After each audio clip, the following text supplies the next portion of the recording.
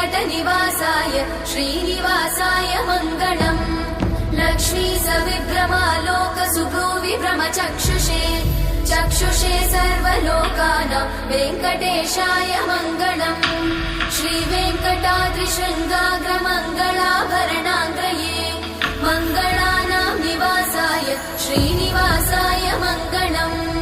सर्वावयव सौन्दर्य सम्पदा सर्वचेतसां सदा सम्मोहनायास्तु वेङ्कटेशाय मङ्गलम्। नित्याय निरवध्याय सत्यानन्दचिदात्मने सर्वान्तरात्मने श्रीमद् वेङ्कटेशाय मङ्गलम्। स्वतः सर्वविदे सर्वशक्तये सर्वशेषिने सुलभाय सुशीलाय वेङ्कटेशाय मङ्गलम्।